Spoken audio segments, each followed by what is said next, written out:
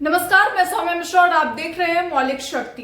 अरुण गोयल जो कि चुनाव आयुक्त हैं, उन्होंने इस्तीफा दे दिया है और ये इस्तीफा बवाल का विषय इसलिए बना हुआ है क्योंकि इससे पहले जब वो आयुक्त बने थे तब भी इस पर बवाल हुआ था और उसका कारण था कि वीआरएस लेते ही उन्हें चुनाव आयुक्त बना दिया गया था, जो कि प्रक्रिया के खिलाफ था। सुप्रीम कोर्ट ने इस पर कड़ी टिप्पणी की थी, उसके बावजूद सरकार ने अपनी मनमर्जी के अनुसार काम किए थे।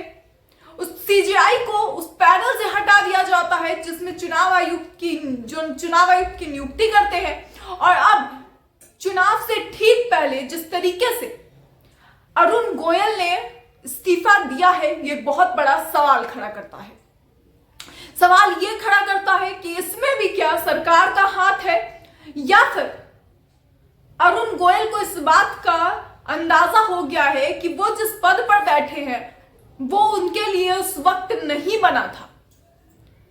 कई अहम सवाल इस पर लोग उठा रहे हैं, कई तरह की बातें कर रहे हैं, लेकिन ये चिंता का विषय इसलिए है क्योंकि 2024 के चुनाव आ चुके हैं और चुनाव से ठीक कुछ दिन पहले दूसरे चुनाव आयुक्त ने भी इस्तीफा दे दिया है। इससे पहले वाले रिटायर हो गए थे और अब इन्होंने इस्तीफा दे दिया है, यानी एक चुनाव आयुक्त बचा है। और अगर चुनाव के वक्त उनका कोई निजी कारण होता है या फिर किसी तरह की कोई दिक्कत होती है तो चुनाव किस तरीके से होंगे, ये बहुत अहम सवाल है।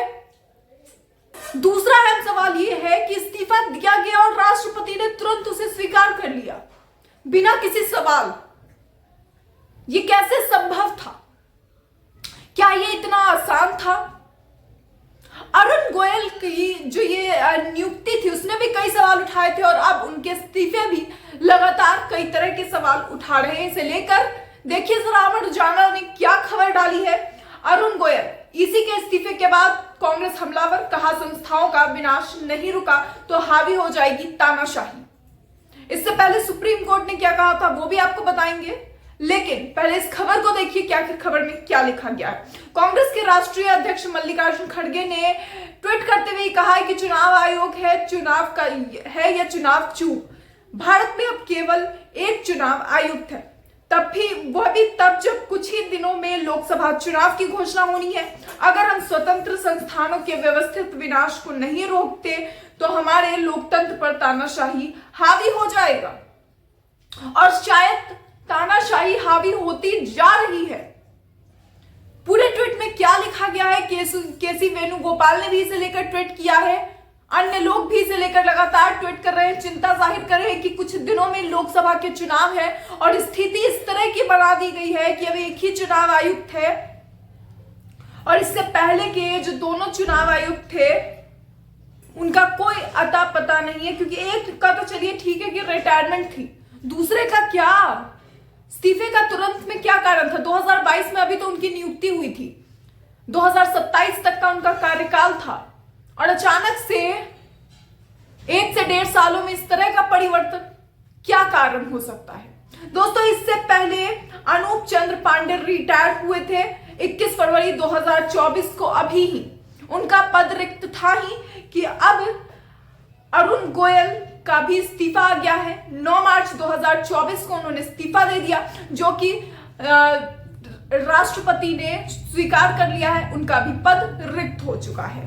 अब सिर्फ राजीव कुमार बचे हैं, एक चुनाव आयुक्त जिसका कोई अता पता नहीं है कि उनका इस्तीफा जो है उसका क्या होना है, क्या नहीं होना है। आने वाले समय में कहीं वो भी इस्तीफा ना दे दे, ये भी अहम सवाल है क्योंकि कभी भी हो सकता है। देखिए मल्लिकार्जुन खड़गे ने आखिर एक्स पर ट्वीट करते हुए क्या लिखा है।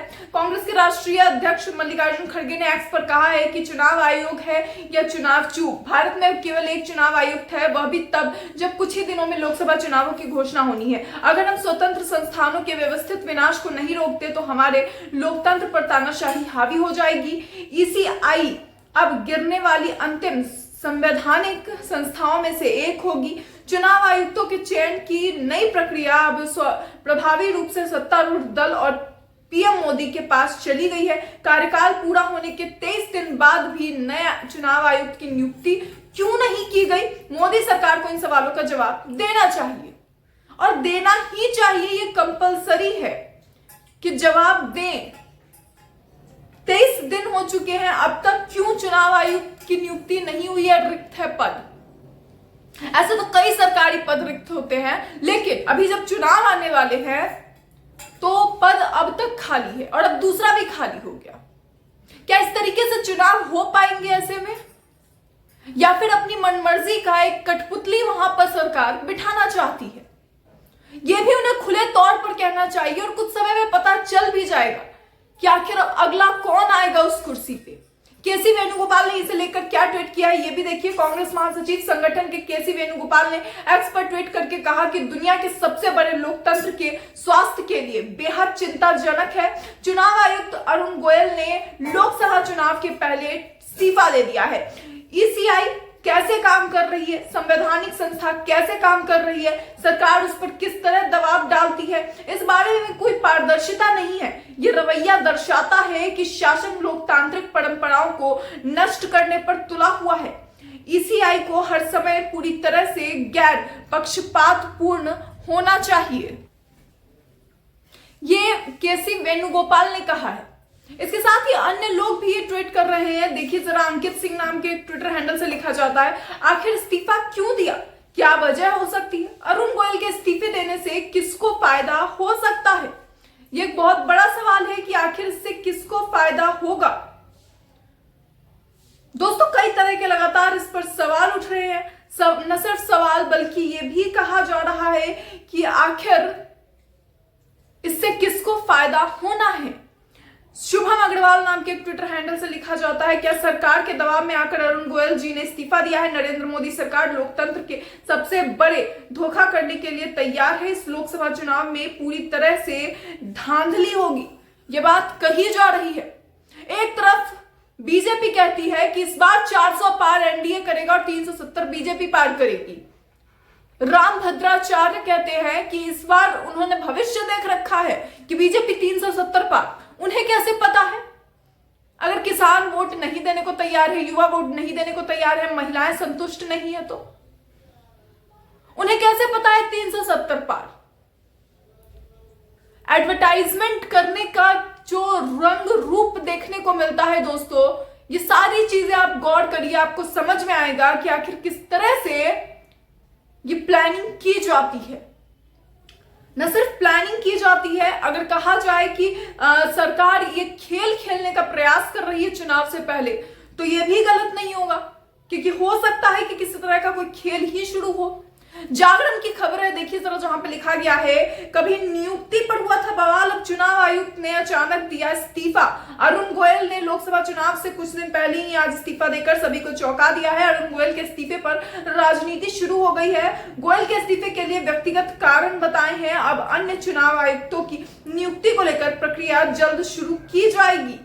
23 दिन तक पहले की नियुक्ति हुई नहीं और अब दूसरे के इस्तीफे के बाद अब नियुक्ति स्टार्ट होगी। और देखिए कि आखिर जागरण ने इसे लेकर एक और चीज लिखी है, सुप्रीम कोर्ट का वो फैसला आपको याद होगा।